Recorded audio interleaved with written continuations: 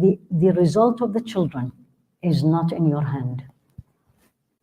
That doesn't mean it's okay, these feelings are, but the result, how the children will grow up, how they will turn, is not in my hand or yours.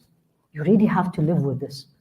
Because the way we are attached to our children, part of it is because they are my children. So when people bring a negative comment about the child, you know who gets hurt first? The mother. Why? Because I raised her.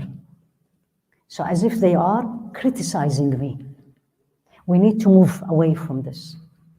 The children, the end is not in your hands. Sayyidina Nuh, his son, is kafir. And Sayyidina Ibrahim, his father, was kafir.